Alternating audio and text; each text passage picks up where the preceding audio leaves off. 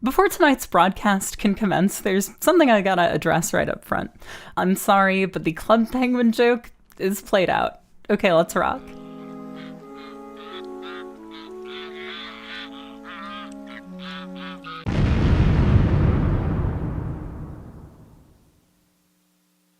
What you see here is the 1985 Japanese theatrical animated film Penguin's Memory, Shiawase Monogatari. It's an oddity, known for its delicate portrait of a young man wounded both physically and emotionally by his experiences in war, returning to a life he must put back together in order to, well, find happiness. That just so happens to feature a cast of cute penguin characters. I think it's a lovely little movie, touching as it is bemusing, more than a novelty with a scope far greater than its elevator pitch. It's a romantic, sprawling road film first, a war film second. But because it opens on it, and because it's the thing it's known for, I too will open my thoughts on the film with the war stuff. Mike Davis, age 26, and his platoon buddies are introduced in a tropical jungle under a heavy downpour of bullets. After one man, Tom, is injured in an explosion, they take refuge in a cave to tend his wounds. What struck me right away was the stark contrast between these two scenes. The brutality of the warfare is legitimately startling, but the elongated quiet that follows, significantly longer, is the tone setter. Mike and Tom play harmonica, talk about their next steps on the battlefield, but mostly sit there in contemplative silence. By the 10-minute mark, Mike is back home, drifting listlessly through friends and family who don't understand that the war he participated in, the Delta War, was not a noble one. When it becomes clear the people that made up the life he once knew were far more interested in celebrating his involvement in the war rather than his safe return from it, Mike quietly leaves town to start anew, where the main plot begins in earnest. And quietly is the adverb of choice here.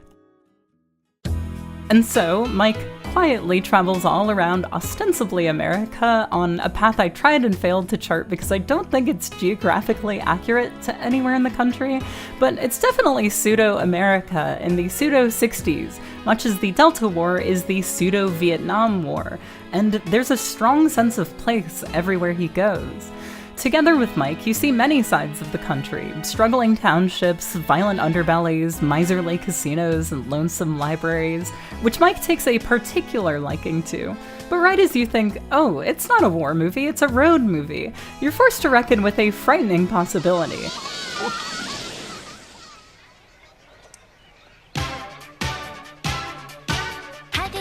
Oh my god, it's not a war movie, and it's not a road movie, it's a fucking musical! Nah, for real, I actually think this scene is really cute, the kids singing along, my heart. I like all the song sequences, and as we'll learn, they were totally critical in getting this film made at all, and it is here we're introduced to aspiring singer and love interest Jill. And musical anxieties assuaged, the film once more shifts into another Hollywood paradigm, a romantic drama of competing loves, aspirations, and agendas. Despite its balancing act of so many moods and tones, Penguin's Memory is quite deft, very well made. Its runtime is about 105 minutes, uncommon for anime films not directed by Rin Taro. This allows it to linger in each space it creates. The fluid animation has subtle flair, and all that inspiration taken from live-action film is reflected in its direction. There's as much a priority placed on interesting shot composition and blocking as the animation itself. However, there is one downside to its sleeve-worn influence: the goddamn noir vignetting. Nearly every shot is smeared in these muddy overlays clearly meant to guide the eye, but in the laserdisc quality this film is currently trapped in, it only stands to compromise the image. The occasional missed frame where the photography staff missed the overlays are like breaths of fresh air, dude. I have a feeling it wasn't too much better in the theater, though. It's seriously so overbearing. Dark vignetting, light vignetting, blue vignetting, sepia vignetting. Here, look, I can do this too. To wrap back to one of the elephants in the penguin room, they play the penguin thing totally straight. At first there's comedy in it, but within like 5 minutes it clicked for me without even realizing it. Which is a good thing, because I would have felt whipped to shit if, while chuckling to myself about the funny penguin-armed combat, I was confronted with the image of an injured, crying infant being evacuated from the wreckage of its former home. But there's a cycle of lucidity here. It occasionally gets really funny again that they're penguins. Oh god, their feet don't touch the floor. For me, it doesn't distract from the pathos, but his eye patch only covers his pupil. Off and on, I imagined a cut of the film where their footsteps are accompanied by gentle little slapping sounds. Your assumption upon hitting the spacebar on your modern computer or tapping the screen of your modern cellular phone is likely in line with cartoons that sardonically juxtapose the horrors of war with innocent-looking funny animals, your Mickey Mouse in Vietnam's Apocalypse Poos, or perhaps something more like Fievel Goes West or high school library comic shelf staple Mouse, who captured the disempowerment of its cast by depicting them as vulnerable prey, or even a story that renders the viewer the vulnerable one, lulling them into a false sense of security only to Lucy Van Pelt football you so hard your spine turns to gelatin, where Penguin's memory gets all the war stuff out of the way up front. I'm talking the infamously Sanrio-produced Nine Inch Nails Tales-ified Bambi alternative Ringing Bell, but the penguins in Penguin's memory are penguins because they're penguins, right? Dear God, how many elephants can you fit in one room? There's another aspect of this thing's small-scale infamy that's going to take up pretty much the rest of this video's runtime. What's all this about Penguin's memory being a commercial for Suntory beer? Well, that's what they say anyway, but there are a number of moments where perfect opportunities for overt product placement arise. Al says his wounded comrade would be fine if only he had a cold beer. One of them will pull one out of their jackets, right? No. At his return party, Mike drinks wine, no brand. All the booze is unbranded, even the whiskey. Knowing that going in, it creates an itch in your brain you can't scratch. When is it Suntory time? When is it Suntory time? When is it Suntory time? Here's the short version. Penguin's Memory is co-produced by Suntory, and while no Suntory branding appears in the film, its characters and some of its set pieces are derived from a series of smash hit commercials that brought its new canned beer products to the forefront of Japan's alcohol consumption in the early 1980s. But why? This is the real question the long version seeks to answer, a question under which 1,000 micro-questions scurry out from when investigated. Why isn't there any Suntory branding in this film? Why does this film exist? Why do people keep calling it A Penguin's Memories? Why did these ultra-popular penguin mascots seem to disappear overnight? Well, why is this advertisement telling children to buy beer? I feel an obligation to this tale of happiness to gather up all its tendrils and tie them in a single bow. Because my nose is so up close, the Club Penguin meme does legitimately annoy me, but I'm nearly embarrassed to admit that. It's a petty, forgivable annoyance that I would never argue contributes to a misrepresentation of Penguin's Memory's whole thing. Ditto goes for calling it a movie about a penguin war. I get it. Irrespective of its quality, there are all of these fault lines running through it that confuse and bewilder, on their surface bearing no insight into the very interesting people, history, and circumstances that brought it into existence. In my journey to become a Suntory Penguin pseudo-expert, I've closely studied books, magazines, blogs, catalogs, interviews, so many Yahoo Japan auctions listings, idol music, 8-bit video games, 1940s and 70s American cinema, Olympic controversies, Joe Camel, and the sum knowledge of all the other Suntory Penguin pseudo-experts the world over. So I ask you to come on a bit of an odyssey with me, as I've once again seen the universe unfurl before me within the tunneling protein matrices of the inside of a McDonald's burger bun. So, while many brains associate the film with flipping icebergs and the risks of occupational injury associated with barista work, domestically, the film is part of a larger whole. These commercials, much the same as plushes, beach balls, bedpans, and washcloths, in many ways symbolize a romantic image of the bygone era they were born into. A truly successful mascot character is one that comes to represent much more than its brand, both to individual consumers and culture at large. So long as the tether to its source is left intact, any other association is a bonus. Frightening though it may be, branding shapes our world, and I think just how far I'd let these short-lived beer mascots take me is a pretty strong sign.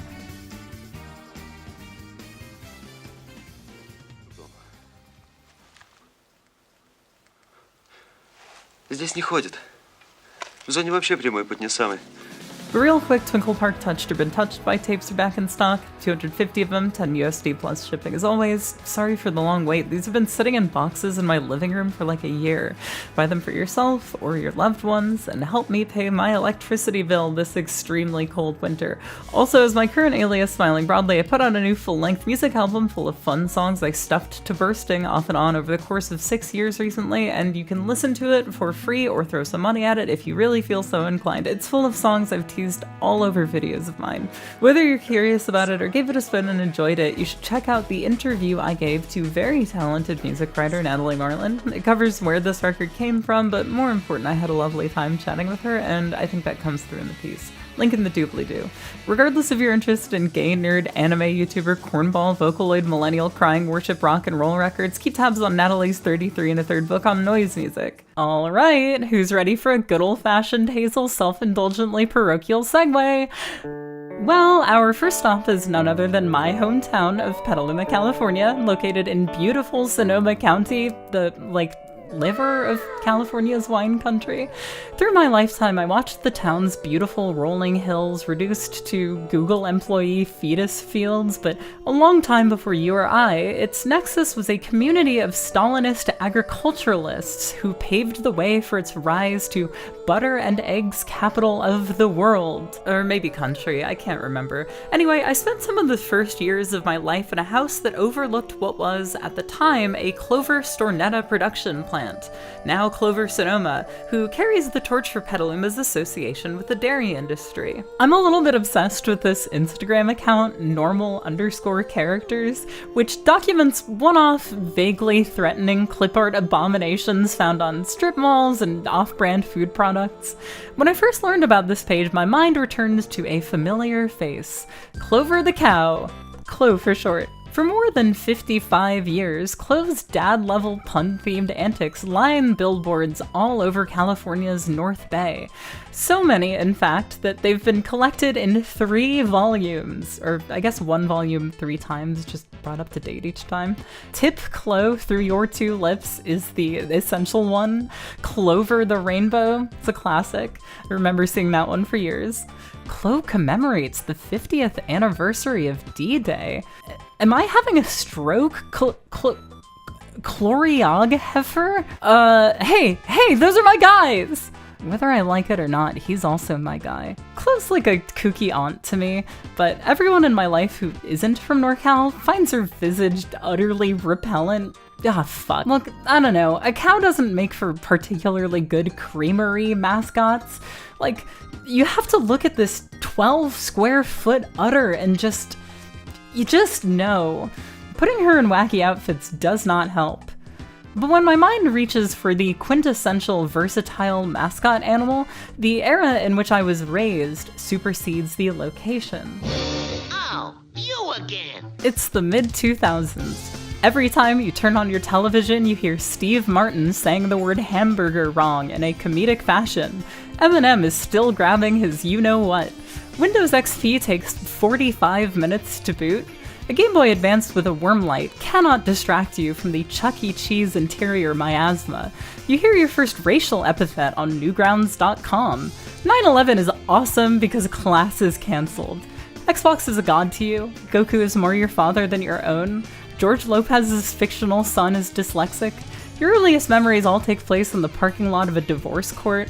A split path opens before you. Either you have your first gay experience playing Star Wars Battlefront 2, or Misty Pokemon makes you feel something you can't yet identify. Now that's what I call music volume 17! You can't wash the blood off your hands. And suddenly, every theater, thusly every birthday you're only invited to because the whole class was invited, is flooded with Penguin movies. The aughts Penguin boom Helen of Troy is 2005's March of the Penguins, a heavily narrativized collection of documentary footage capturing the annual migration of the emperor penguin that raked in more than $100 million at the box office.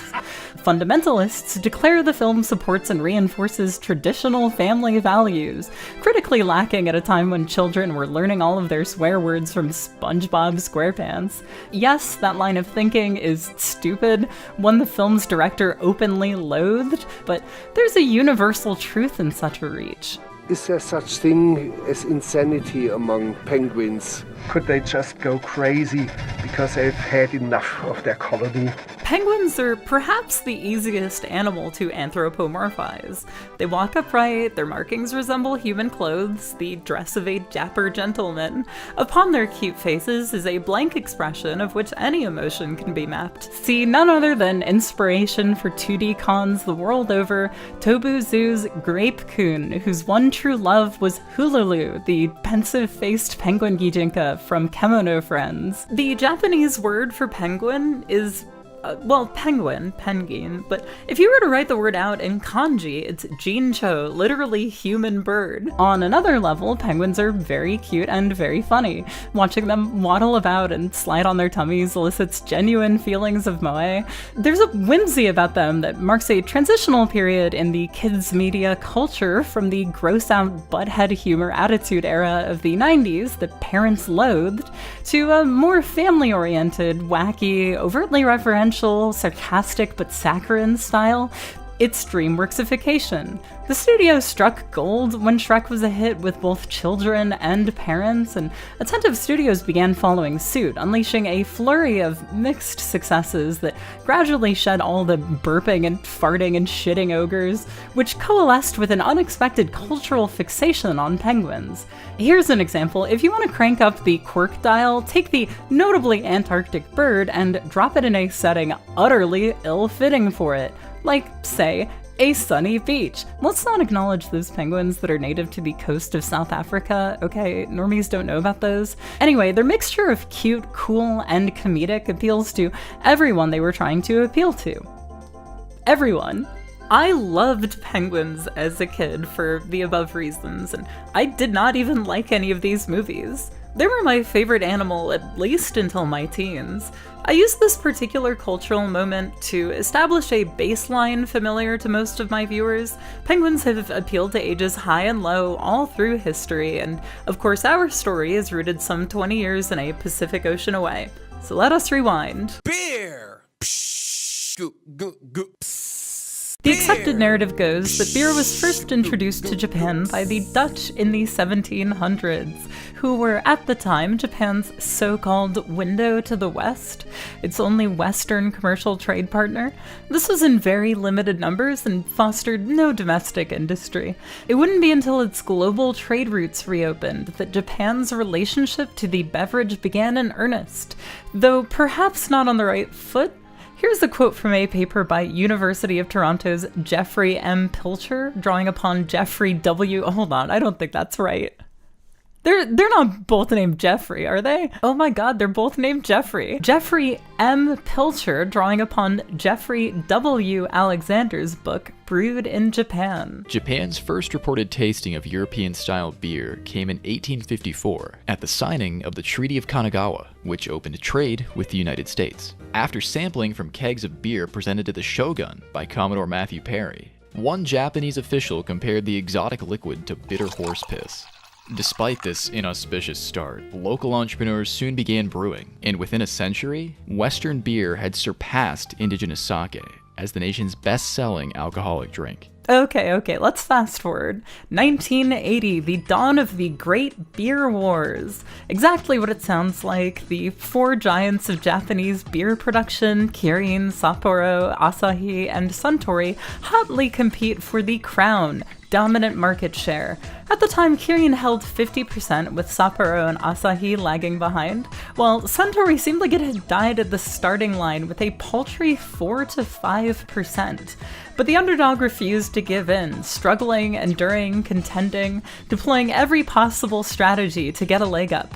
It was around this time that Suntory launched a line of canned beer to stay on the cutting edge. Even after all this research, I struggle, endure, and contend with the significance between canned and bottled beer.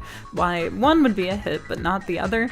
I've heard something about light exposure making beer acrid, cans are more durable and stackable, and supposedly they maintain more of the carbon dioxide, but all of these are improvements over bottled beer, and any company also selling bottled beer can't exactly capitalize on that without harming bottled beer sales. This isn't my lane, though. I don't really drink. I mean, even I can see the improvement over these horrible looking plastic steins. Perhaps it simply was that it was different. Regardless, to make these cans a hit, Suntory enlisted the help of ad agency Hakuhodo. Here are our key players.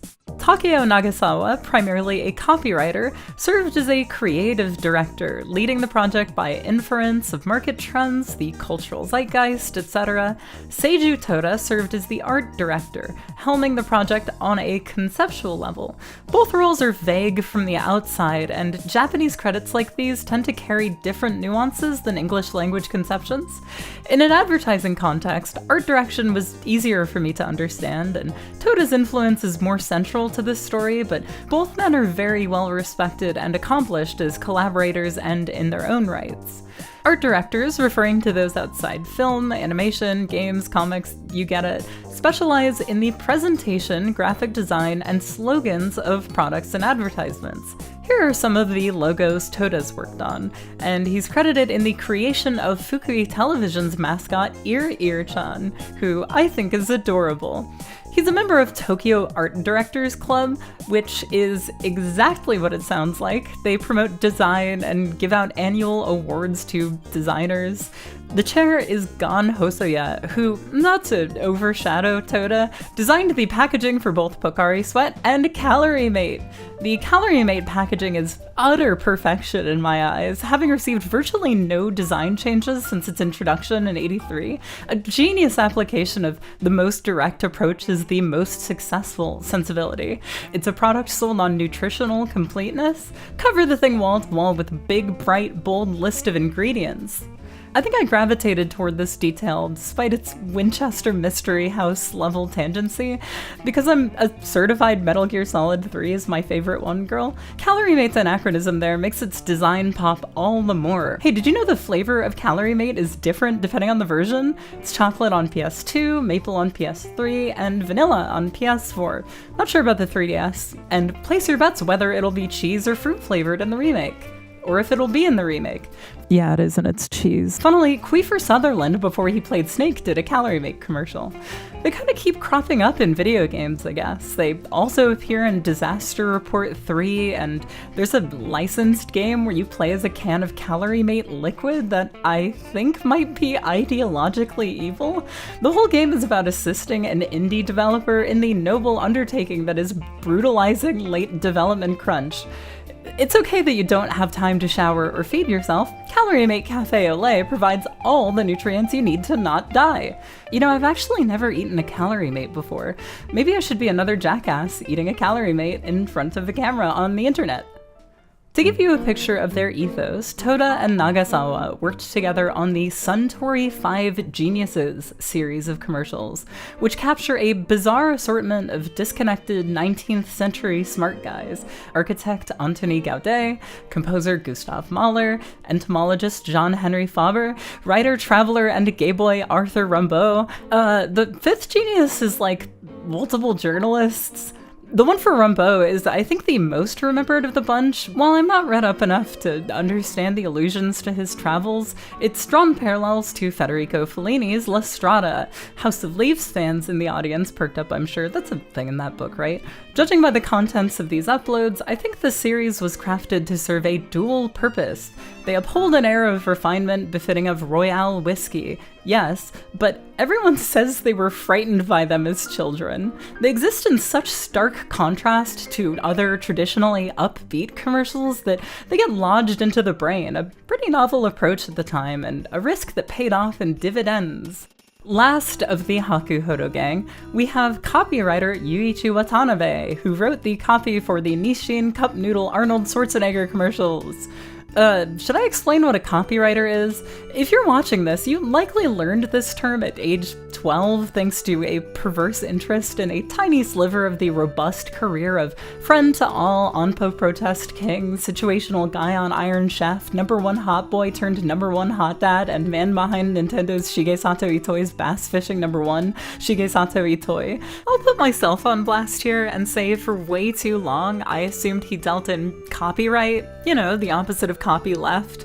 Copywriters write copy, like ad copy, slogans, that sort of thing. Just do it, when it rains it pours, Genesis does what Nintendo don't. Itoya actually also did some ad copy for Suntory. Wow, sorry I keep bringing up more famous guys to illustrate these people's jobs. Watanabe, under the supervision of Nagasawa and Toda, banged out nearly 300 different pieces of potential copy in hopes of a hit with Suntory's bigwigs. Some such left to die on the vine include "My staple foods are lettuce, love, and canned beer," and "I love canned beer as much as my ex-boyfriend."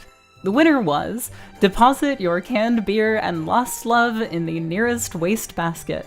Reportedly, in tandem with some other nondescript marketing changes, this slogan that I imagine reads better in its native tongue got the can rolling among metropolitan young adults.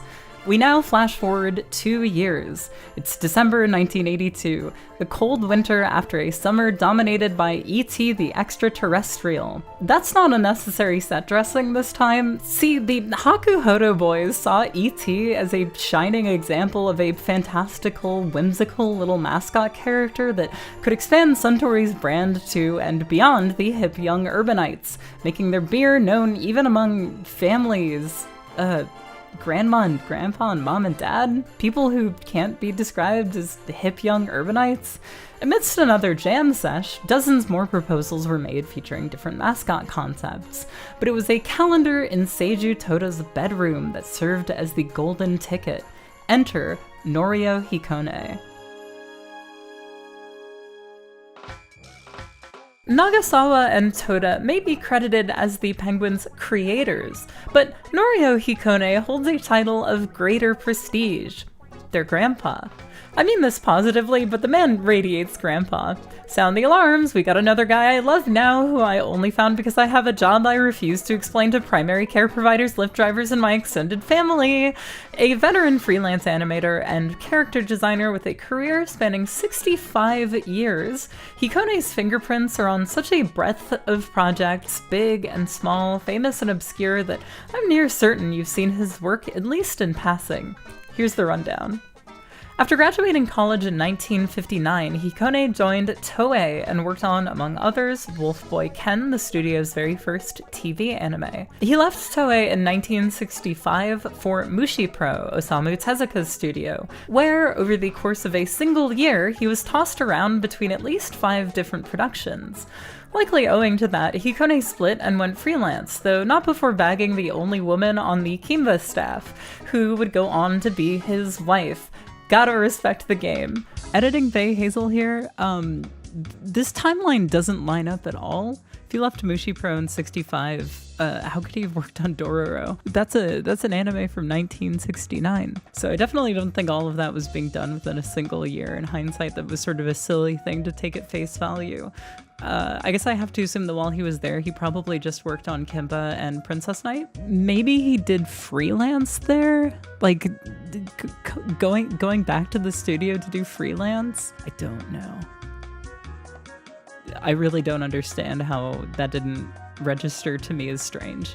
I'm sorry. From 1966 to the modern day, he's been freelance. A lot of his work in animation, both before and after going freelance, is quite mercenary, but he did get some work that's more representative of his personal style, such as his work for Minna no Uta, NHK's long-running series of family-friendly animated music videos, often showcasing the talents of established and beloved figures in the anime industry. And that personal style of his is his ultimate meal ticket, which he primarily utilized in the realm of commercial and mascot character design. In 72, he began his relationship to confectionery company Meiji, over the years designing like so many mascot characters for their various snack products, some of which you may have even seen lining Japanese grocery and import store snack aisles where you live. Kinoko no Yama, Takenoko no Sato, Oyachai, Kanitan, Isodyne mouthwash, and plenty of others. His most iconic contribution to the Meiji world is for Curl, cheese curls. Since in phonetic Japanese you'd say Curl and Carl the same way, here is Carl Oji-san, Uncle Carl, no relation.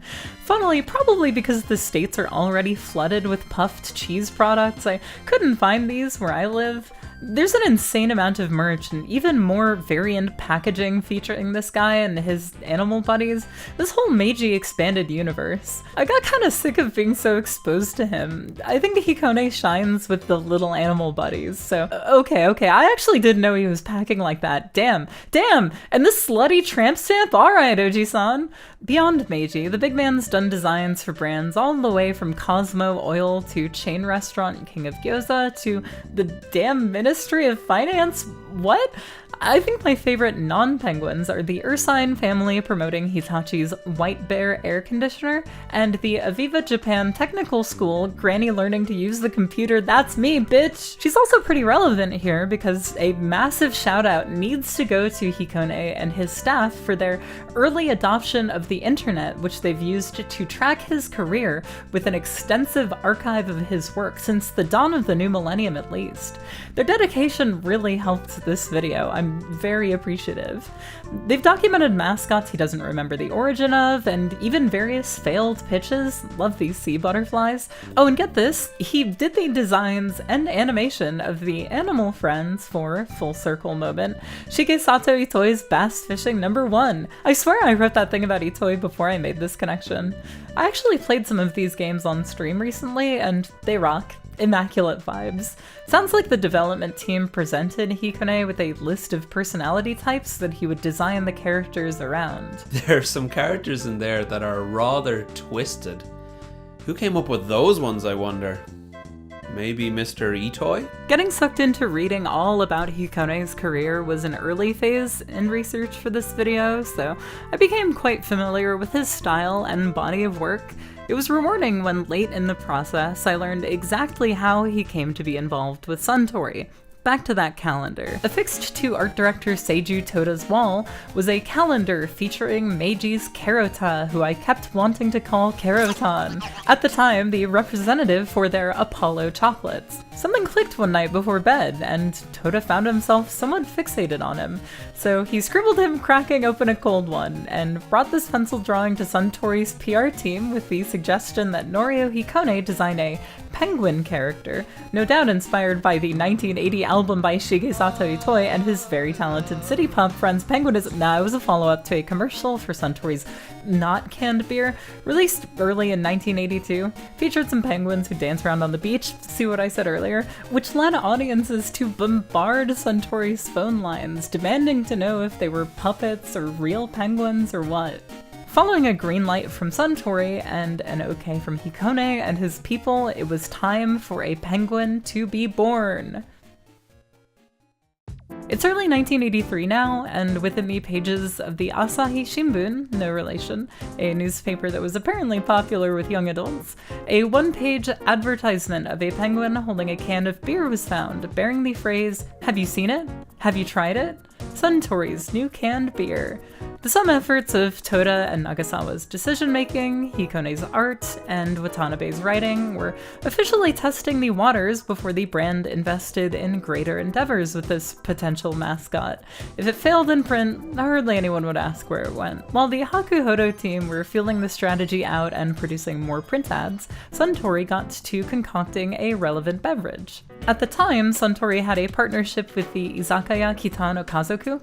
With this link being established in the minds of consumers, Suntory deepened its association with bars by introducing Penguin's Bar, a draft beer featuring ultra-sleek cans designed by Katsu Kimura. These were sold alongside Suntory's regular canned beer, presumably allowing for a parallel marketing strategy. So it is Penguin's Bar that brought about Suntory's next penguin-themed TV commercials. Following the one with the real live penguins they tortured into dancing for them the year prior. Just kidding, they were puppets, obviously. They advertised their tie-in with Kitano Kazoku in one commercial using probably the same penguins. This penguin is an adult human man though, and it's a cute commercial. I try not to say this sort of thing too often, but it's so 80s. Let's check out the other Penguins Bar commercial. Alright, we got a claymation thing going, and oh god, no! Damn it! Oh god, jeez, okay, well, judging by the fact that there is mercifully only one of these, it's safe to assume the advertising for Penguin's Bar underwhelmed, so it was time for an entirely new approach, and the positive reception to those dead simple, stout little penguins lugging around tall boys gave a clear path forward. With such cutesy, appealing characters, it was important to the Hakuhodo boys to make something with a decisively mature atmosphere so as to not appeal to kids, or more realistically, not to kids more than adults. So I guess the family demographic does mean not hip 20-somethings. Maybe. Commercial director Shunji Kimura was the man chosen to adultify things, and his initial spark to achieve that goal was actually not, in fact, penguin sex or penguin violence.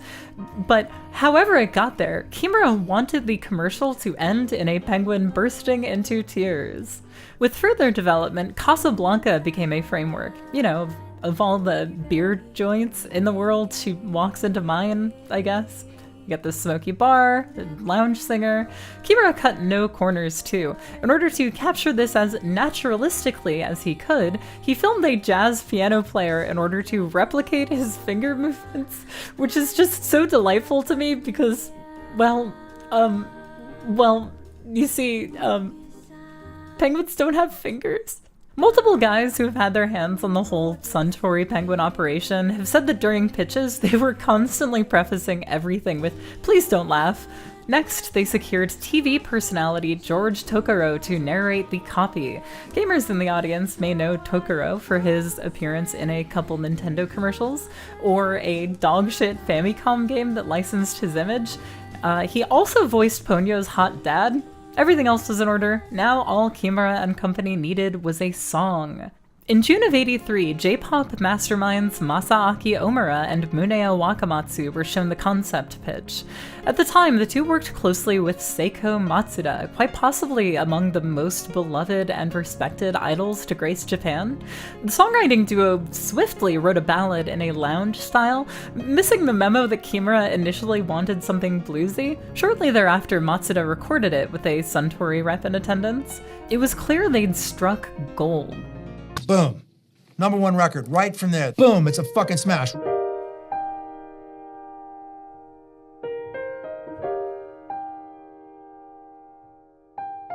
Sweet Memories is a, molecularly perfect song, and today it's one of her biggest hits, and it's been covered 1 billion times.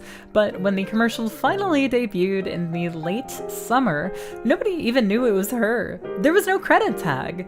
By this point, Matsuda had been a known figure in the idol world already, but excessive touring had put a strain on her voice, which caused it to take on a new quality. This happened to me. Her performance in the commercial was some of the first exposure audiences had to this maturation in her sound, so few were able to make the connection. Legend has it, Matsuda's own mother didn't recognize her. Before and after this stint of Penguin commercials, Matsuda's been in 100,000 billion commercials. I found a particular compilation that runs 38 minutes long. This also happened to me. There's a little bit of a conspiracy here. Takemi Mamiya, author of Our Advertising Era, whose chapter on the Suntory Penguins was instrumental in making this video 45% less wishy-washy, claims this confusion was milked by the parties involved.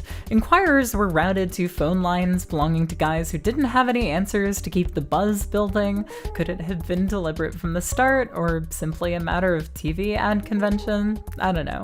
Either way, they conceded, altering the commercial to give Matsuda credit, and the song was released to record stores the country over. The single for the Haruomi Hosono penned Glass Apple contained the song as a B-side initially, but in later editions it was re-released as a double A-side, 2 hits on one disc, rather than a hit and an outtake. David Lynch would call the Suntory Sweet Memories commercial the eye of the duck to the sweeping epic before us today, the story's nucleus. An unforeseen spectacle, difficult to understand in isolation, that somehow makes everything else make sense. Ah, so that's why there are musical numbers in Penguin's Memory. Ah, that's why it's called Penguin's Memory. Ah, that's why the commercial's remembered so widely today, and that's why its imagery is all over the film. The thick atmosphere was impossible to ignore, each element in perfect harmony with the rest.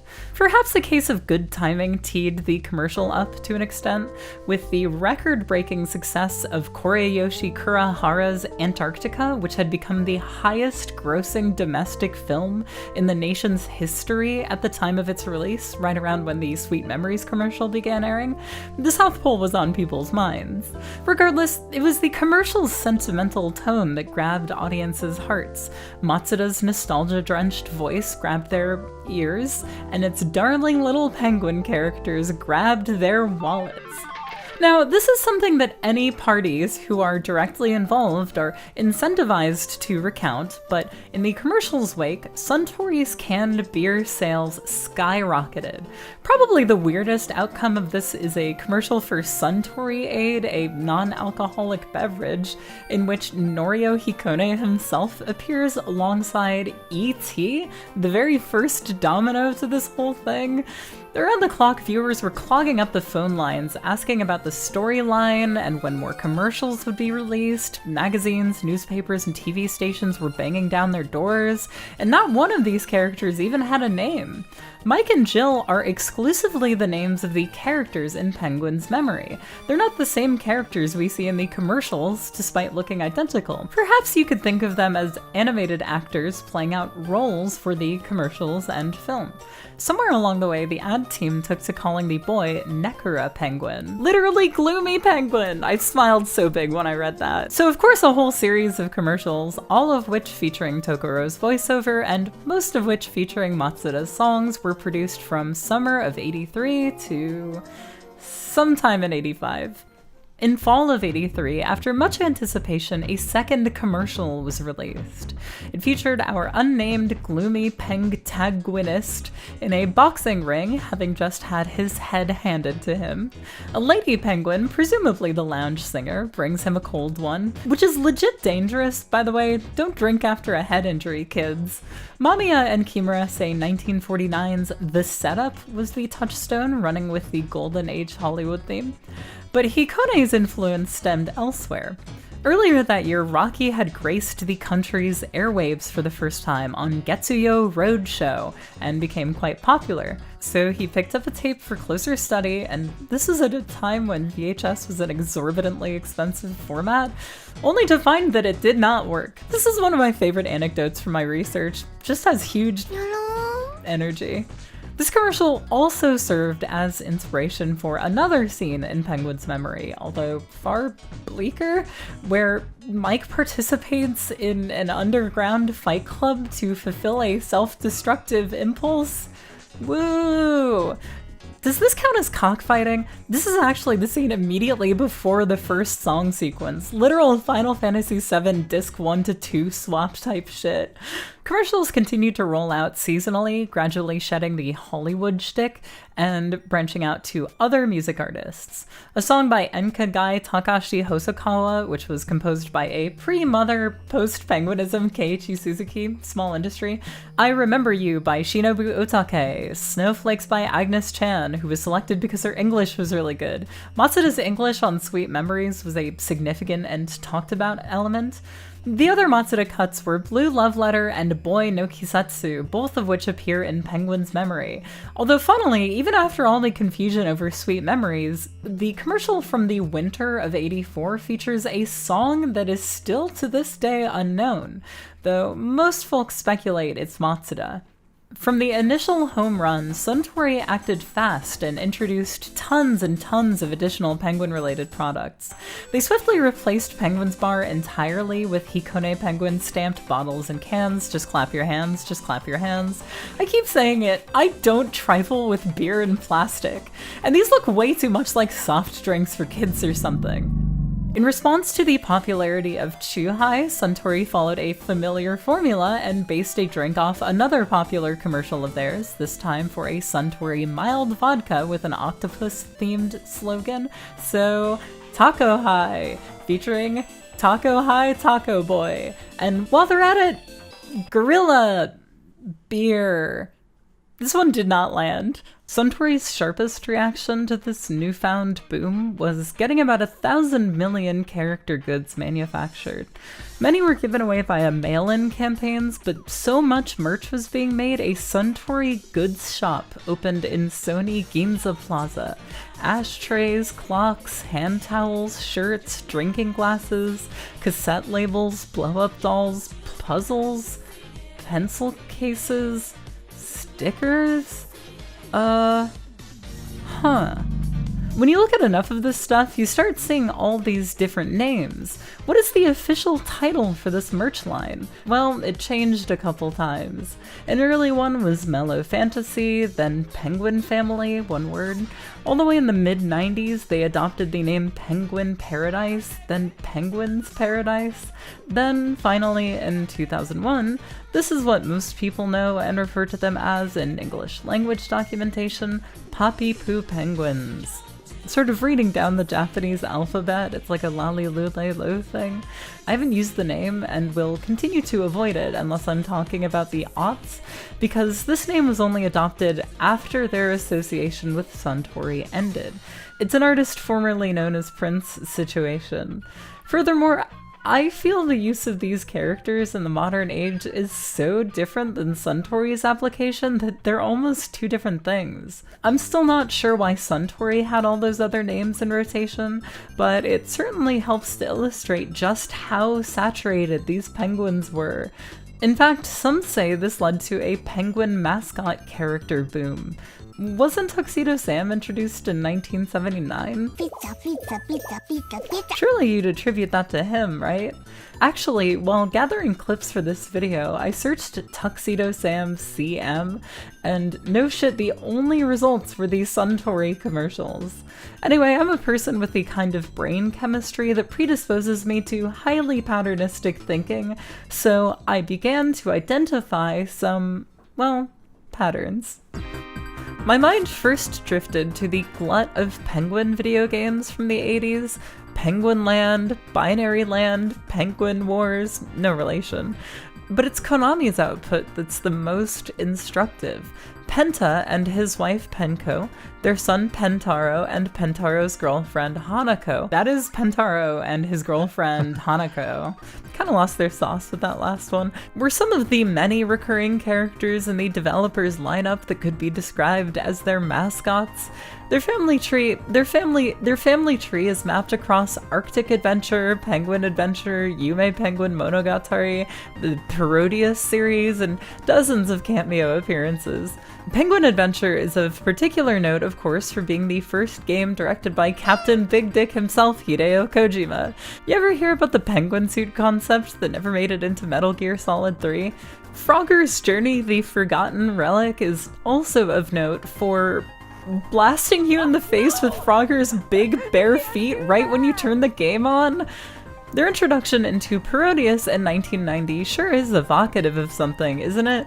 But really, their entire design shtick from day one in December of '83 is too. It just occurred to me that this game literally opens with a penguin bursting into tears. So many aesthetic choices are a one-to-one match for Suntory's penguins. The stout, pear-shaped bodies, the mono eye containing two emoting pupils, very similar beak shape where the upper and lower mandibles meet. At a glance, you'd mistake them. And while the lady penguins distinguish things, they're pink, you see, like ladies are, and they have bows, not flowers, they're actually the smoking gun. I'm not interested in calling plagiarism anywhere, but Suntory's as of yet unnamed penguins were Adam and Eve to countless penguin characters that sprouted up all over 80s Japan, which I guess makes Tuxedo Sam like the gay uncle. I'm certain these two were the progenitors, not only because it's widely corroborated in anecdotes across the web, but because near every one of these follows an implicit style guide so rigid you could map it out on a fucking Punnett square. It was tricky at first. I, like dozens listing these items secondhand, was prone to getting mixed up on what was and wasn't an official product, but I've developed the nose of a Bavarian mountain hound when it comes to sussing out which penguins were and weren't directly aping Hikone's work. The dead giveaway is when there are two characters, a boy penguin and a girl penguin who is wearing something on her head. Flower, bow, sometimes they make her pink. The Jungian male-female mascot duo goes back at least as far as Michael and Minerva Mouse. The Plow Boy? Jesus Christ! But the distinction in the Mickey paradigm is that the girl is still secondary to the boy, who plenty often appears by himself. You know, even Hello Kitty's lesbian boyfriend Damn Daniel is an accessory to the queen, but Suntory's penguins are interchangeable and often inseparable. English language word salad or names clearly meant to imply a franchise that simply isn't there is quite common. Penguin Summer. Do. Cycling. Lonely Penguin. Lovely Holiday. Penguin's Holy Day. Today is holy day. Sunshine is bright. The sky is blue. The wind is fresh. We have a good time. We say, good day, good drive. Penguin. Let's get at it again. Fishing. That lives in the water. Unyielding.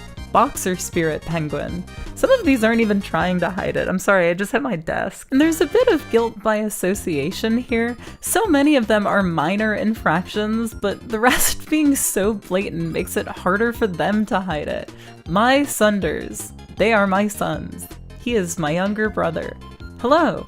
Virgin Poster Penguin Coon Thermometer. Oh my god, what did you do to him? I think my favorite is Jimmy Pendulix, an obtuse play on Jimi Hendrix. Awesome. Before we get too wild and wacky and start laying the direct influence card on everything from Pen Pen to Piplup, I think it's important we keep in mind the statute of limitations where things become culturally accepted. Big difference between, wow, everyone's got these particular penguins on the brain, we gotta cash in, to the collective image of a penguin having these particular design elements. The Don Quixote mascot Don Pen was introduced all the way in '98, a relatively dormant period for Hikone's penguins.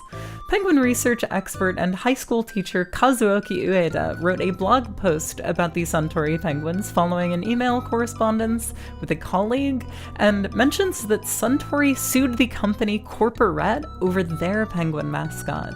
I couldn't find any more about it than that, and all things considered, this penguin isn't even very similar. As an aside, this Ueda guy is adorable. In short, Suntory's penguin is the type that says, "It's a penguin, what's there to complain about?" Rather than expressing a specific type of penguin, it is an expression method that aims to embody the general image of a penguin. Open parentheses, caret O, caret close parentheses. While the first wave of official merch incorporated elements of the early commercials, later merch was more general, just penguins drinking beer, playing tennis, or just hanging out, man. No merch of penguins running after trains, or dolefully looking out at the tides, or Here's a tip for media literacy, and I mean media in the journalistic sense. I'm not just talking like identifying thematic nuance in your favorite cartoon. Throughout this video, I've smoothed over gaps in my knowledge by employing little writing flourishes to distract you from certain specifics. I don't actually know when Taco High and Gorilla Beer were introduced. The involved parties don't even seem to remember. You know, being a YouTuber is sort of like being a journalist, except everyone ignores your emails. Basically, I'm like if Michael Moore was a woman. I think this is an inevitable part of giving retrospectives, and I'm transparent when it matters. Let's rewind the tape a little bit here, which is why I'm here to tell you I do not know how many Suntory Penguin commercials there are. There's conflicting information on the subject right off the bat. 9 commercials are available online, and everyone who writes about the series talks about it like it contains 9, but Norio Hikone, who again was continually involved in the production of at least some of these, says there are 10, but I think there were actually 11, maybe even 12? An exhibition of Hikone's work was held recently, and in one of the rooms, a whole bunch of production materials from the Suntory commercials were posted all over a wall. Alright, here are storyboards for all the commercials laid out vertically, more or less in line with the broadcast order I've seen listed. Binoculars. I don't remember those. I guess this is the 10th one Hikone mentioned. That would make this a fall of '85 release. so after Penguin's Memory, but then there are 2 rows that take place in snowy settings that have got to be for the winter of 85, and I can't really discern continuity between these cells. Did they only air for a short time, or not very frequently? Is it just happenstance that they haven't been taped? Was this in the final minutes of the Penguins' 15 of fame? These are cells, so the animation might have been totally completed. Did they not go to air? Could something out of their control have caused them to go unaired entirely? I don't have any direct leads, and this exhibit is the only time I've seen or heard anything to do with them, and I'm just not great at hunting this stuff down. I'm going to enter the speculation dimension because there are a number of potential factors that occurred in the back end of 85 that might be at play. The answer may very well be important to our story at large, potentially explaining the absence of Suntory's branding in the film. While Seiko Matsuda wasn't the only featured singer, she was the most iconic, and in summer of 85 she found herself in a bit of a media frenzy. Just a month after announcing the breakup of her boyfriend of 3.5 years, she announced her engagement to Masaki Kanda, co-star of the film Caribe: Symphony of Love, which had just wrapped shooting earlier that year. Both of these announcements were major shocks, and in June she took a hiatus so the two could marry. It's also possible Penguin's Memory, which was produced in parallel to these commercials, came to serve as a good stopping place. The commercial from spring of 85 features a noticeably upbeat tone compared to the rest, and I saw one blogger posit this may have been in anticipation of Penguin's Memory's release, planting seeds for the film's own discrepancies in tone. Conjecture, but I believe it. I mean, look at how little vignetting there is in this one. Stark contrast. In many ways, the film was the most significant culmination of the commercial team's efforts. On its face, an anime film staff comprised largely of people working in the advertising industry was an unlikely, nearly preposterous notion, and its production history really proves what a triumph it was. Before I get to the biggest potential reason for the commercial's ending, let's dig into that history. Penguin's Memory wasn't commissioned by Suntory. It was a lark thought up by the ad team and given Suntory's blessing and partial funding. Takeo Nagasawa, the creative director behind the Penguins, said that the night after they all agreed to make a film, upon returning to his home, he exploded into tears, overwhelmed by the totality of the prospect, good and bad. So real. It got hung up in bureaucratic problems for a while, and the next 5 months were reportedly quite difficult. Some of the staff expected it to be cancelled outright. But as those issues were resolved, a melding of 2 worlds came together to bring the film to fruition. Animation studios and commercial studios rarely overlap like they did in the production of Penguin's Memory. Generally, an ad team will commission an anime studio, if anything. Rather than pass the concept off to a screenwriter, it was Takeo Nagasawa who was in charge of the film's story. He struggled under the scope of the task. As a result, writing a whole film is a lot different than writing a piece of ad copy or even a commercial. The staff's primary goal was to create a work with a mature tone in order to filter children. That was his only lead before copywriter Yuichi Watanabe told him about how he spent his 20s nomadically, unable to decide on his ideal career path, one of which was being a librarian. Those stories from a former wayward youth had a huge hand in shaping Mike's character, in addition to his experiences in the Delta War, the staff's solution to keep kids away. Both of those primary elements called to my mind, and this is a comparison others have drawn, the new Hollywood movement of late 60s and 70s American cinema. I don't like describing genres or movements because everyone has differing opinions on what the defining traits are. So here are some bullet points from author Todd Berliner's Hollywood Incoherent, as quoted by good old Wikipedia. If you would, extend me the grace of recognizing this is a very short diatribe about a variety of highly complex subject matter by an enthusiastic non-expert, and judge accordingly. The United States versus Paramount Pictures case of the late 40s gradually gave way to independent movie theaters playing more and more independent movies, right? In the 60s, a strata of film featuring wandering protagonists adrift in exile and inconclusive, often pessimistic narratives began resonating with more and more disaffected youths. To them, those traits felt novel to cinema, but commonplace to the world they lived in. Intrinsically, they interfaced heavily with the Vietnam War, directly or indirectly, consciously or unconsciously. The naturalism these films sought to achieve became a kind of standard in the 70s among a healthy vein of the decade's highest grossing. Even The Exorcist, remembered for its loudest scenes, feels nearly realistic, so grounded by its procedural rhythm and flat affect. But in the 80s, while Reagan was ignoring our AIDS and taking away our Quaaludes, his Kroger brand Chicago school deregulation policies collude with the codification of the Hollywood blockbuster, and the kinds of movies that made it to the mainstream prioritized the kind of spectacle that led every single R-rated movie to a tie-in Saturday morning cartoon, a line of action figures, bedsheets, Kraft macaroni, and a Nintendo game. I like those movies too. First Blood, the first Rambo movie in particular, splits the difference in an interesting way. Simultaneously, this subversive tragedy and an action smash with a Jerry Goldsmith soundtrack. I think it's a perfect film. Meanwhile, the Japanese film industry had been largely displaced by television. Screenings of American blockbusters were on the rise, and huge generalization incoming. The booming economy had, in a sense, suppressed the social and political unrest that defined the previous decades.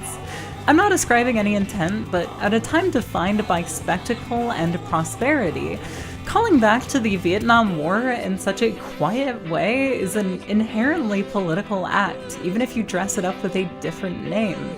The Funny Penguin movie is totally no bullshit in exploring Mike's PTSD.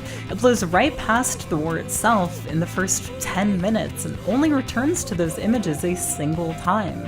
It's like visiting a memorial site in contemplative silence. Please don't laugh. Actually, I'll get wackier for you. Metal Gear Solid 3 is kind of similar, a game with one foot in classic and pulp cinema camp, the other entrenched in a sober, cynical reflection on how the Cold War steered history to the present. So yeah, First Blood, Penguin's Memory, and Metal Gear Solid 3, all the same story. Unsurprisingly, New Hollywood wasn't on the minds behind Penguin's Memory. All the influences they cite are, like the commercials, pretty rooted in the era of Hollywood's golden age. Hikone was also a proselyte of German-French director Max Ophuls. Film movements are often about sharing sensibilities and perspectives than all being inspired by each other. And this one's called New Hollywood, so a similar lineage is of course present. Here's an amazing Robert Altman quote. I love Brief Encounter. I was 19 or 20 when I saw it for the first time. What I got out of it was that older women who wear sensible shoes are also attractive. Very attractive. The film had a big impression on me. That's my fucking guy. Anyway, I think it's significant that Penguin's Memory gives Mike, after all his hardships, the Hollywood ending. A drive into the horizon without a hail of gunfire waiting at the end. It's not spoilers, it's history. I think all this might make Penguin's Memory the only of its kind, an honorary New Hollywood animated film. That's very silly. I just remembered Fritz the Cat exists. Are we counting Fritz the Cat? Does Fritz the Cat count? If you're looking to get into New Hollywood, just check out whatever looks interesting to you. Modern film carries so much of this era in its veins, so there's not as high a bar to entry as you might think. Here's some of my favorites.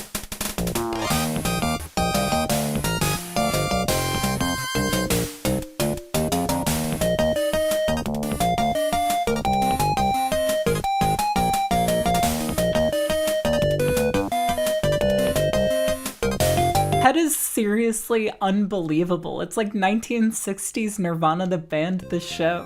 During this time, Nagasawa, who was busy with advertising work, teaching, and work on the film, took to completing the film's first draft, holed up at a claustrophobic 27th floor hotel room, at which point a trio of siblings took it to the finish line. These sibs are Ryo Kawasaki, Rei Kuno, and Yo, or Hiroshi Kono, all broadcast writers by trade, meaning they were in charge of the construction of non-narrative television like variety shows, meaning info on them is hard to come by. Ryo Kawasaki is the only one with any readily available anime credits, later composing the story for Futari wa Precure. An article on Penguin's memory from the May 1985 issue of Animedia mentions the voice cast had yet to be decided. They also described the film as likely to be fun for both adults and children. I can't imagine Suntory was thrilled about that. In line with the rest of the production, a similarly bifurcated set of actors were eventually recruited, those of live action and animation. Recent winner of the 1982 Blue Ribbon Award for Best New Actor, Koichi Sato would voice protagonist Mike. He had yet to do anything of much note by that point, but went on to be in films from high-profile directors like Shinji Somai and Kinji Fukusaku. And to this day, he frequently ranks in women's magazine popularity polls. This is probably overly prescriptive, but I think coming from outside the anime industry let him put a lot of naturalism into Mike's character. He's got a soft-spoken and unassured quality that really struck me. 子供の頃から本が好きでした。本に囲まれて暮らせたらといつも思ってたんです。That's not to diminish the seiyuu, though. Acting across Sato is the great Hiromi Tsuru, just a year out from voicing Bulma. At that point, she was Kim in Macross and Perrine in The Story of Perrine, a world masterpiece theater anime I particularly like, based on the few episodes I've watched intermittently. Other noteworthy cast members are Fujiko Mine herself, Eiko Masuyama, and commercial voiceover guide George Tokoro as the piano player. When first talking about the film, I alluded to the music in Penguin's memory being a large part of its very existence. I meant that both because Matsuda's song was essential in the commercial's success, and because I'm sure it was to everyone's benefit to use the film as a vehicle for the idols involved. This placed an emphasis on the film's music. Score was composed by Masataka Matsutoya, who scored a few Nobuhiko Obayashi films. This movie actually has a number of strange connections to his work. Where the vocal songs are concerned, Matsuda's Boy no Kisetsu, an orchestral version of Sweet Memories, and a new song, Blue Love Letter, were included. In addition, a non-Matsuda song, Aozora on My Mind, was sung by Fumiko Sawada, the voice of Nancy. I'm sorry, but I have to make a quick detour into her career because even in the context of this video, it is bonkers.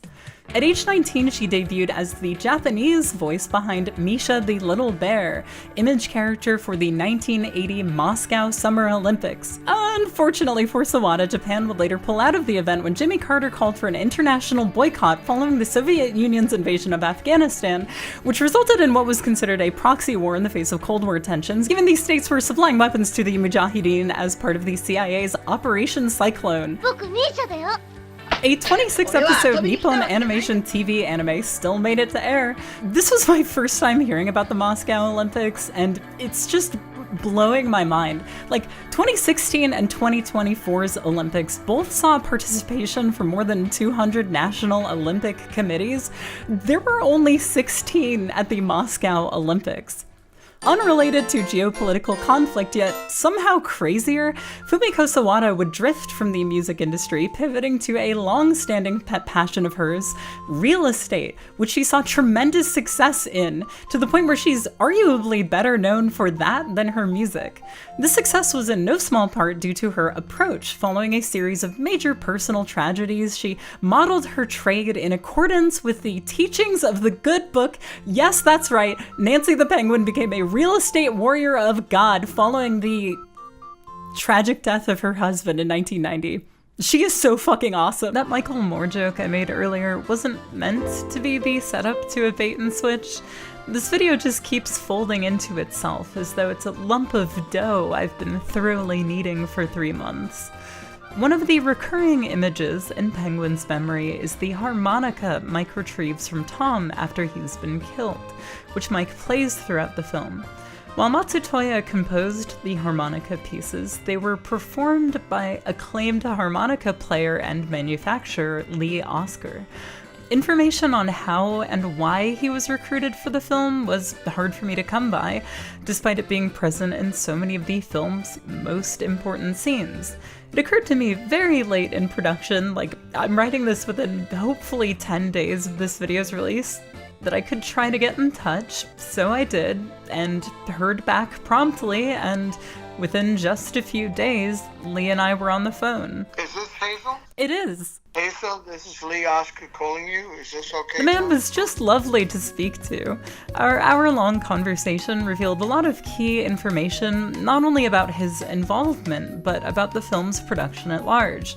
I really can't thank him enough for being so open about such a tiny sliver of his career. And it's also really an interesting part of my life, that particular story I shared. In the Japanese market, Budweiser is owned and distributed by Suntory.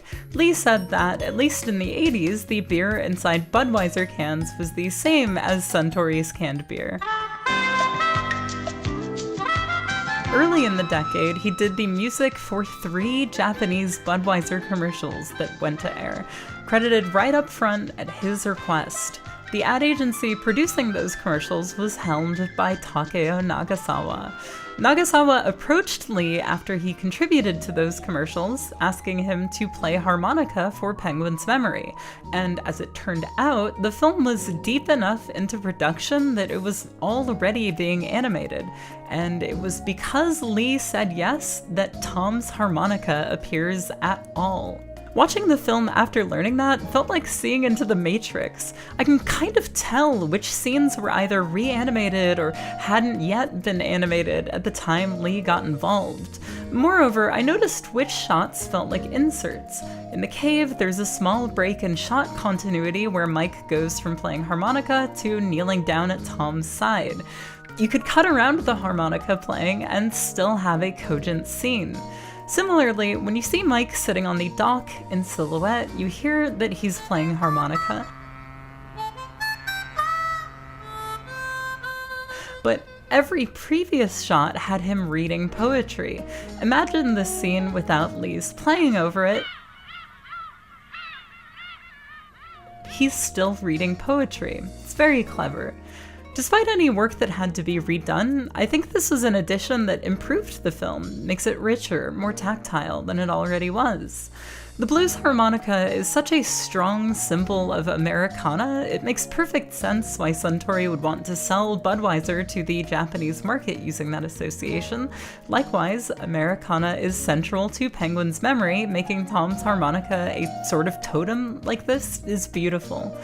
During our conversation, I asked Lee if he caught wind of the mysterious production issues the staff alluded to. He told me he could sense a certain strain in the air about the film's development, and that the air seemed to have cleared a bit by the time the staff completed their work with him.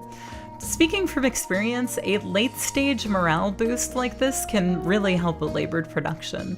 Because Lee had a close relationship with Japan's advertising and music industries at the time, too, I imagine his involvement restored some faith in the film's legitimacy in the eyes of its producers as well.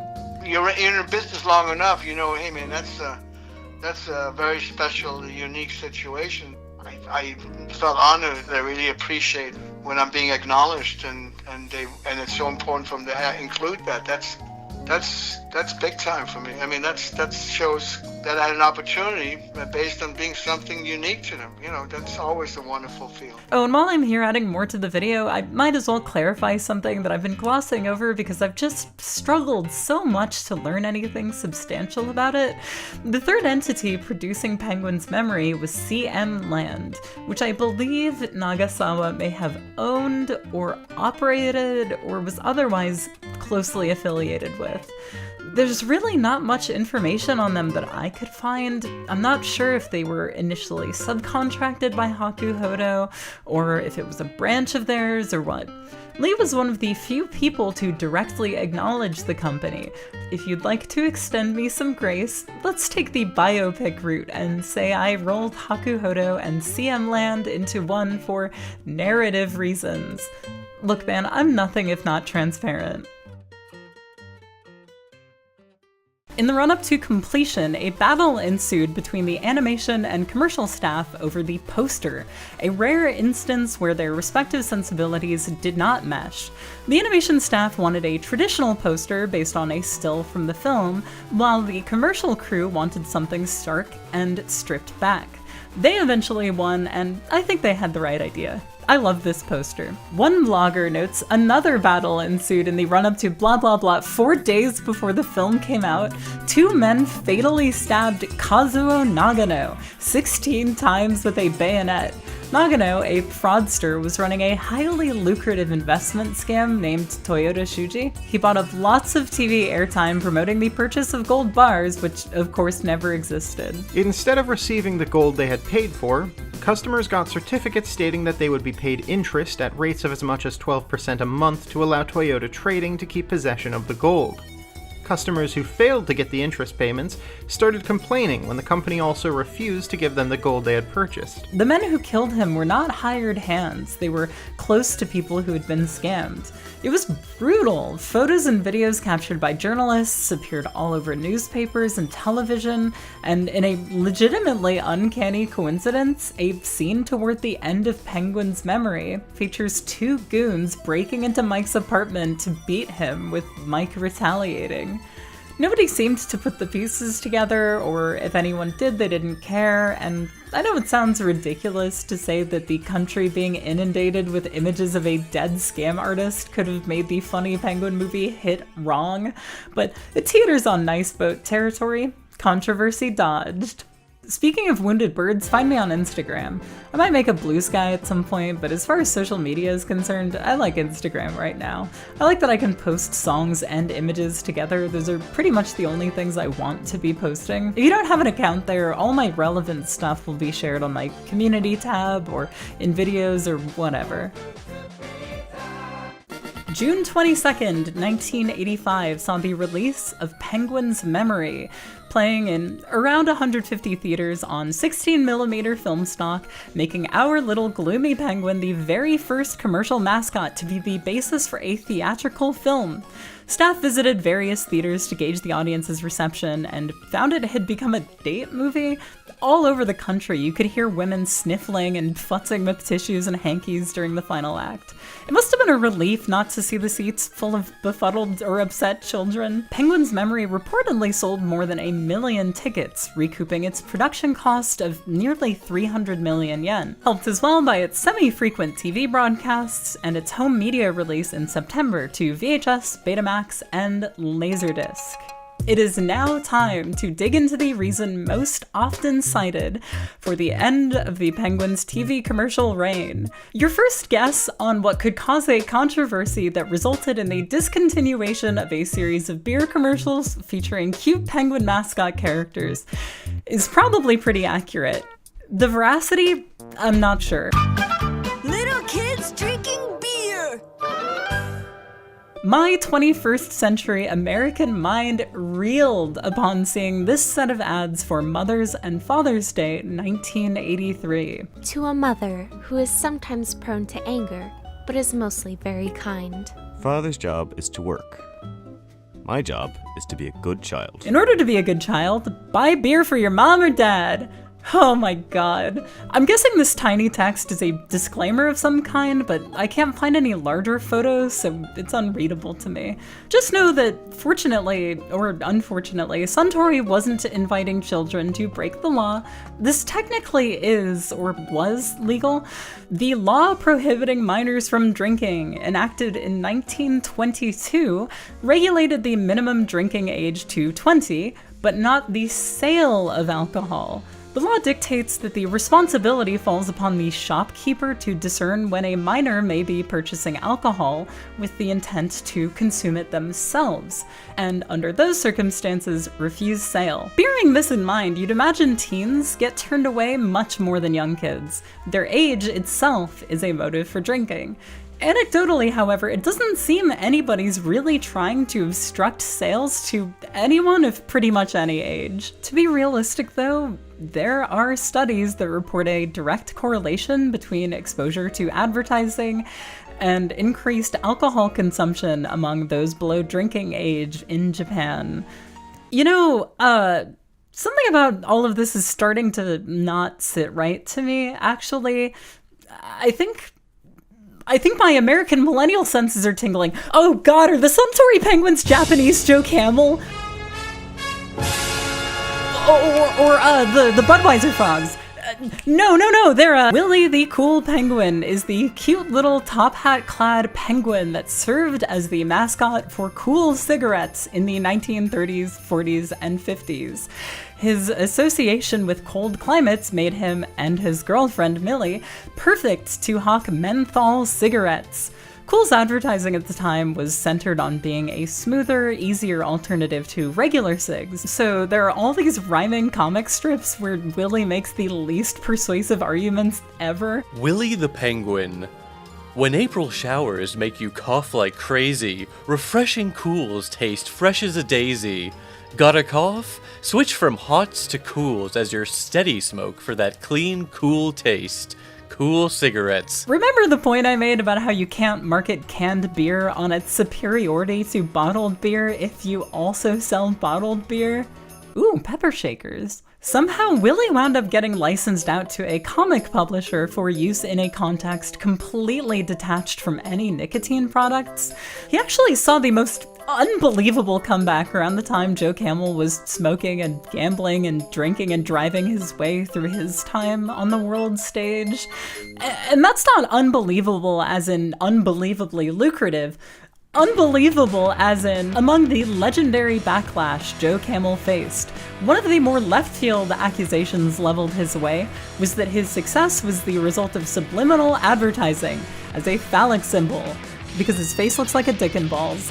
This is obviously ridiculous, but he does have some serious Scorpio rising energy in some of these. Well, 1991 saw the test market entry of this jacked-to-shit monster who took the implied but understated homoeroticism at the forefront of Joe's appeal and shouts it at the top of his lungs. Don't knock it till you try it? Try kissing a man? Don't say I never gave you nothing. An STD? Did he give me an STD? I can't speak for Big Willie. In my young mind, 12-year-olds were ripping darts in class clear through the 40s, but old Joe's whole goal wasn't demonstrating directly to children how badass smoking cigarettes is.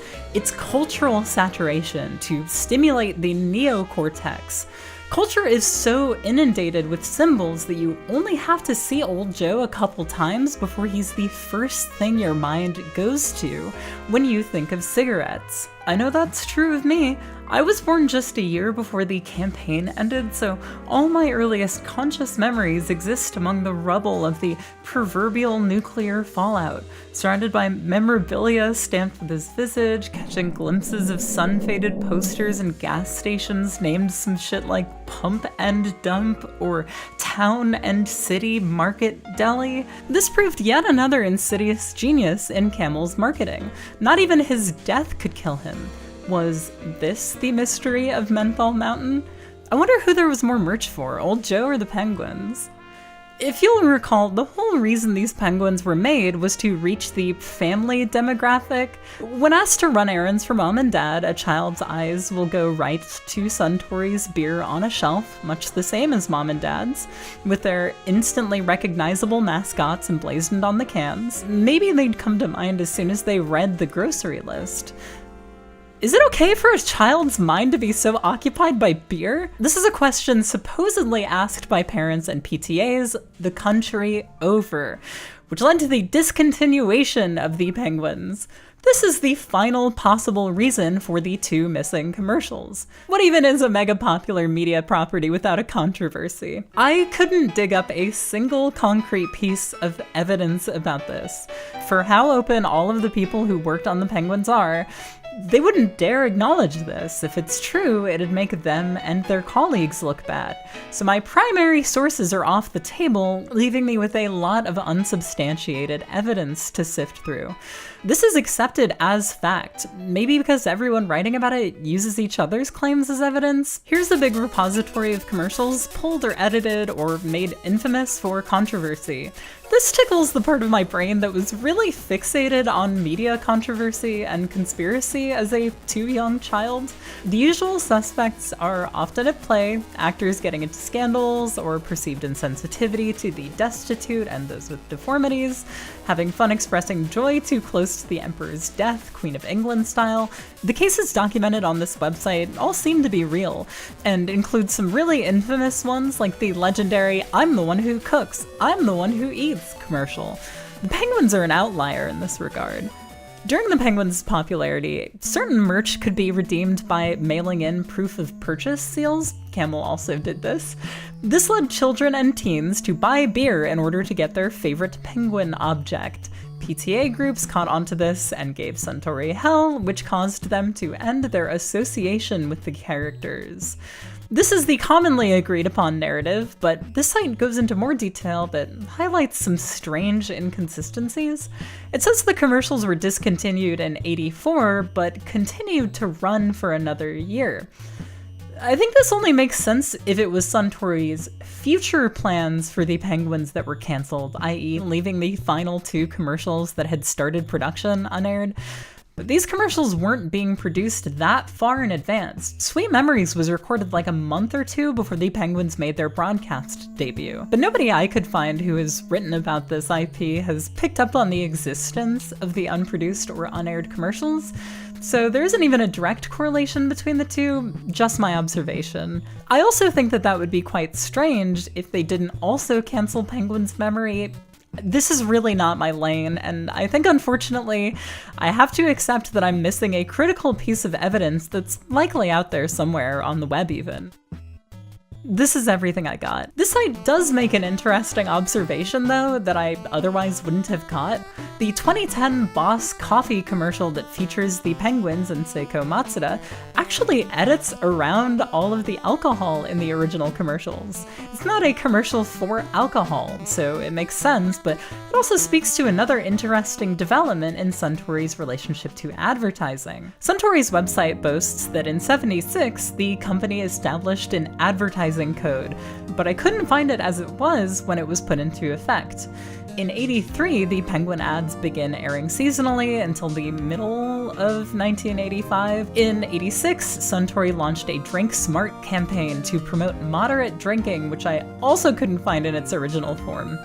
In '87, the liquor industry came together to devise the voluntary code for the advertising and marketing of alcoholic beverages and the labeling of alcohol beverage containers, which came into effect in 1988. This writes in stone everything from the age celebrities and idols have to appear, to requiring labels saying drinking under 20 is unlawful, all the way down to font size and the length of disclaimers in TV ads. Self-regulation this rigid is the move with these industries that skirt so many fine lines. It's a necessary evil, preferable in every way to gulp legislation. Here are 2 interesting ones. F. Personalities and characters that have particular appeal to minors shall not be used for models for advertising alcohol beverages. G. Alcohol beverage brand logos and trademarks shall not be used or licensed for use in clothing, toys, games, or other items intended for use primarily by minors. There's a lot of stuff about cans and bottles not being mistakable with soft drinks, as well as ads being kept away from things aimed at children, like TV blocks or magazines. Oh my god, it just occurred to me that this commercial for a non-alcoholic drink aimed at children has a poster for the beer penguins in the background. Ugh. Though a 2022 study reports they're prone to slipping up on this one.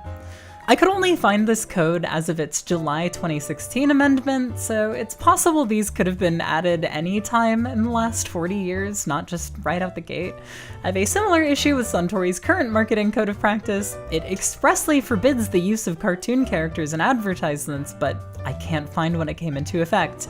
Who's ready for the YouTuber special? No, not that one! I sent an email to their marketing code department email, but I knew then and I know now that I'm not hearing back how it goes. When the Penguins' rights holders ended their relationship with Suntory, they went through a period of being used to advertise all sorts of miscellany. I don't know when that happened, but I do know that Penguin calendars were given out annually for years. This one from 1984 has Suntory branding, but none of the ones distributed at Chiba Liquor and Foods stores from 1986 or 7 to 1992 bear the Suntory name. 92 is when Norio Hikone claims Suntory stopped using the Penguins. A picture book was also released in Christmas of the same year. I can't find any Suntory branding on it either. In 96, they were using the Penguins Paradise name, but in 2001, Poppy Poo Penguins is trademarked, and the unnamed penguins are finally given names. Puck and Picky, which symbolizes another change.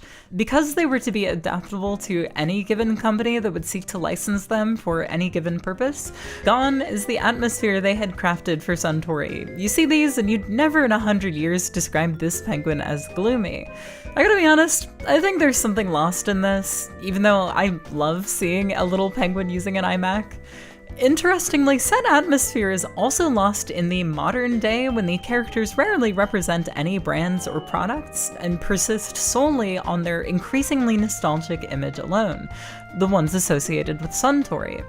A couple trendy stores have released Poppy Poo Penguins product lines riveting their 40th anniversary, with these faux Memphis group patterns and pastel colors everywhere, screaming, "Hey guys, this is a thing from the 80s!" Functionally, the brand they represent now is the Showa era. Wherever they go, the 80s economic boom follows them like a shadow.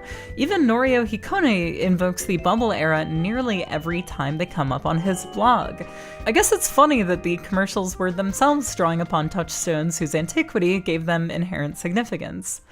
These penguins hold a strange legacy. Aid to a liquor company during a Great Beer War, the first mascot to ever be the basis for a theatrical film, the second penguin mascot to advertise drugs to children, symbols of Showa romanticism, Funny Club Penguin PTSD movie, forebearer of the device from Konami's Frogger Ancient Shadow, a point of pride for a Danish harmonicist, primary inspiration for a comic titled Cat Shit 1. Yeah, seriously, Cat Shit 1, known also as Apocalypse Meow, is a manga about the Vietnam War as depicted with rabbits and cats. This is a digression I've spared us from, mostly because the part of it I'm most interested in is the part where it is a comic called Cat Shit 1. Despite all my confusion around the conclusion to the Suntory X-Penguin relationship, we've had an answer to the question that got us here, this video's namesake, since about the halfway point. Everything that followed was a matter of ruling out every other possible culprit, and because it was a fun ride. Whatever the reason, the possible cancellation of the commercial line is irrelevant to Suntory's involvement in and absence from the film. The presence of alcohol in Penguin's memory is no different from the presence of alcohol in any movie aimed at an older audience. It is something that older audiences drink. There's no Suntory branding in Penguin's memory because it was never conceived as a commercial. If it was conceived as a commercial, it would have been set in Japan. If it was conceived as a commercial with an American setting, the Penguins would have been drinking Budweiser. The ad team came up with the idea to make a movie because they wanted to make a movie. And the movie they made was somehow completely bulletproof. Despite any developmental struggles, it saw the light of day and made its money back without controversy.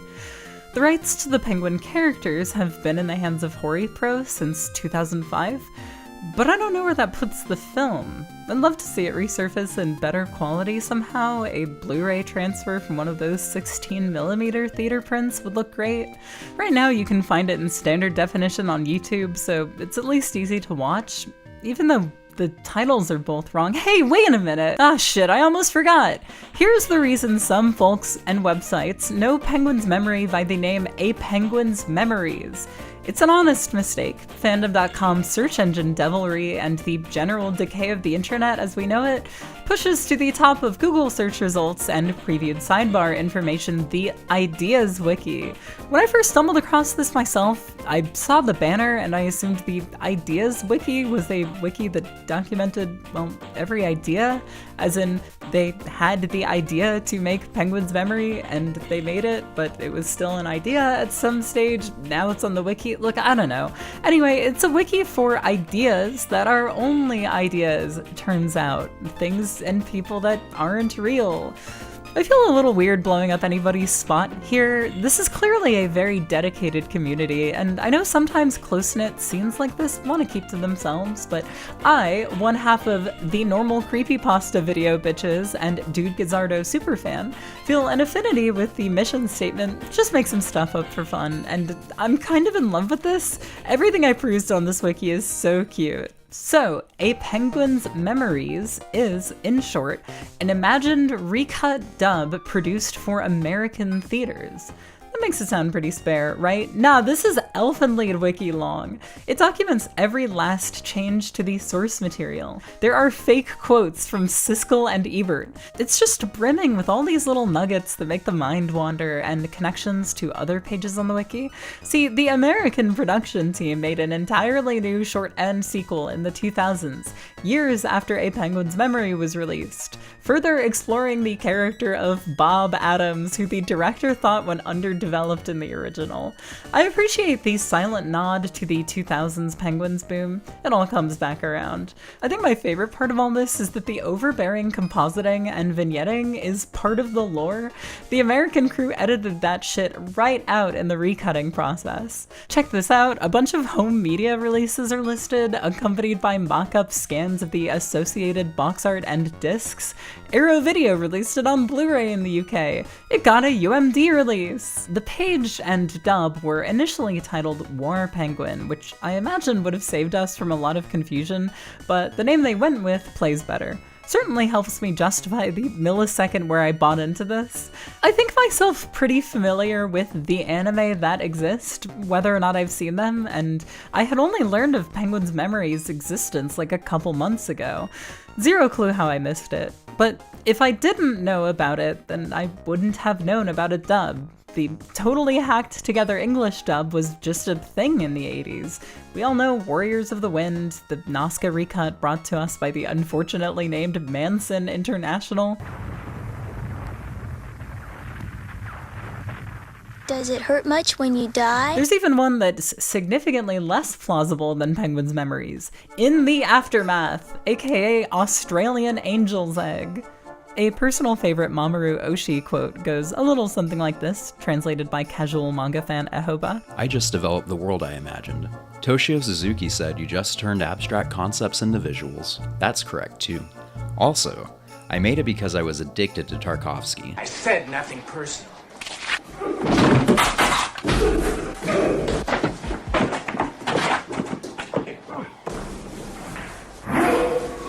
Yeah, baby, they intercut a bunch of live-action nonsense that renders this film utterly incomprehensible. He's a doodler, perhaps. Or maybe the devil's sketching a scheme. Which rules, because that's what the guys who put this together said about the source material. Gotta get it to 90 minutes somehow. And I wondered when I rendezvoused with my brother of all the places he'd seen. And whether he'd ever carried an egg.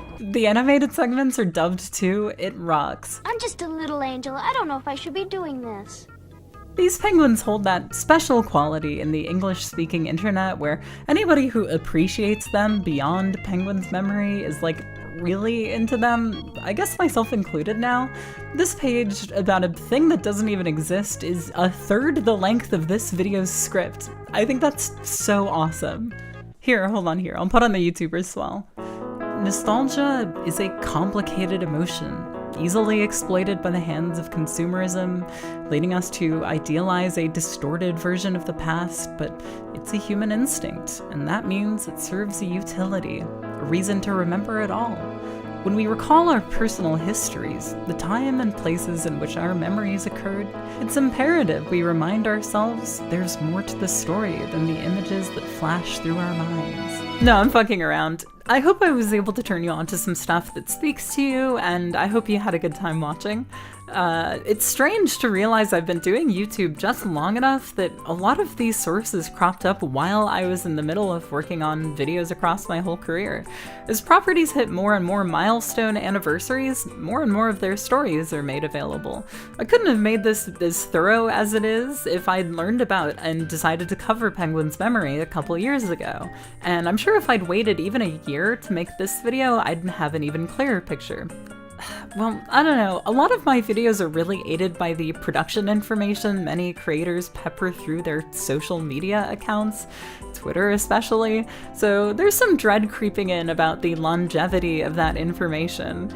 I guess the Suntory Penguin tale kind of resembles the film's content, a long, winding road that improbably took it to the place it was meant to wind up. I guess I'll let Grandpa close things out.